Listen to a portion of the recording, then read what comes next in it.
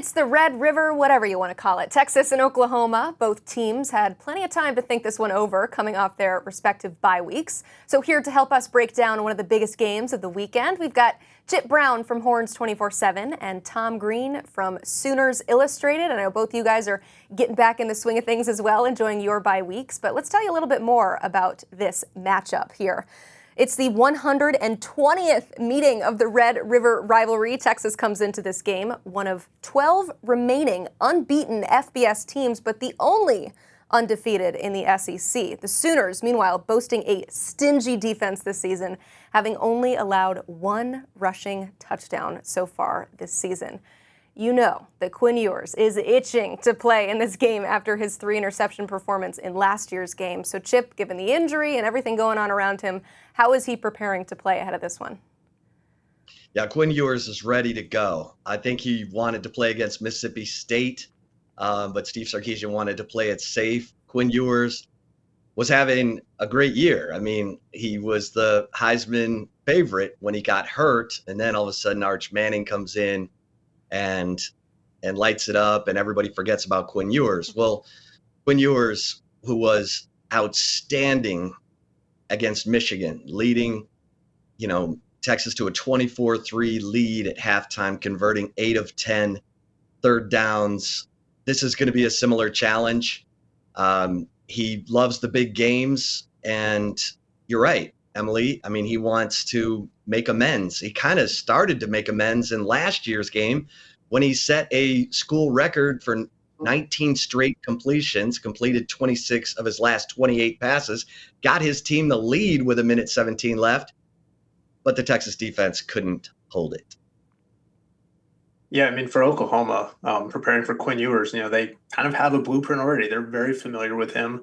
We saw last year's game, forced 3 turnovers. They got after him pretty well with 5 sacks. And, rushing the passer was just something that Oklahoma struggled with a lot last season, just in terms of production. Some of that was the way teams were game planning against them with max protections or, quick passing game.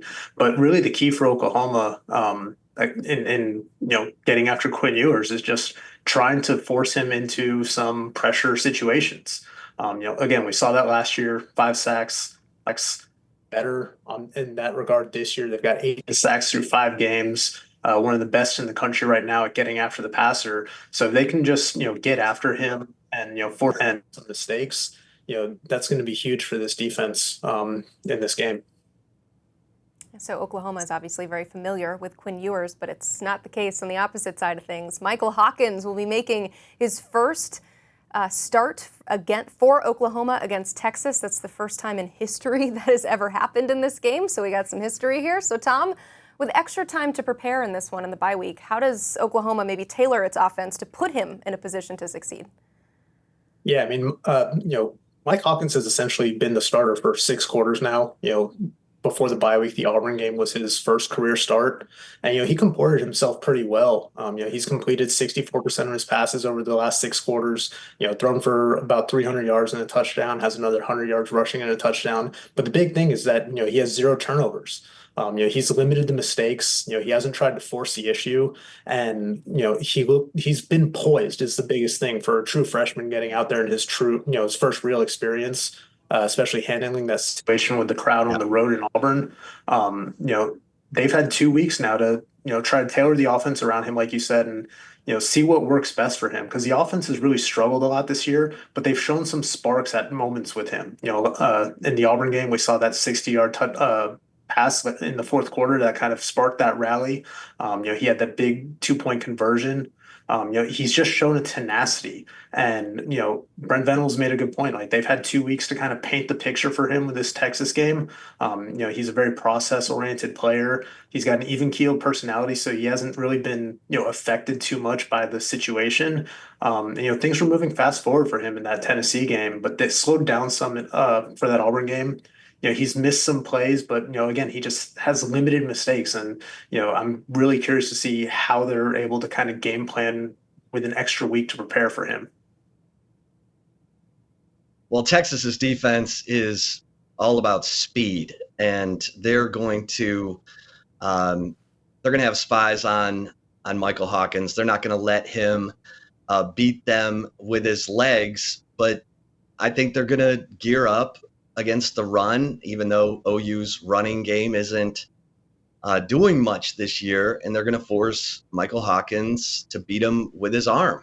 And Texas, both of these teams have gotten better since a year ago, and the Texas front seven, especially with Colin Simmons, the 5-star freshman who's coming to life, had 2 sacks against Mississippi State.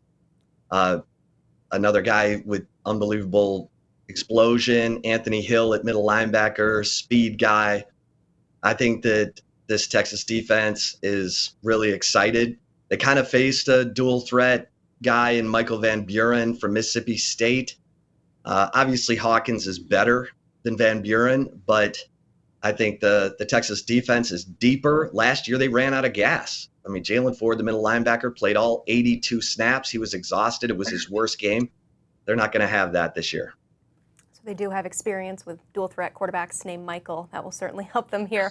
Chip, we're really nitpicking here. That's what you do when a team is 5-0. But we saw some more ball security issues for Texas running back Jaden Blue. 2 fumbles out in their last game out. So how crucial, though, is his bounce back in this game?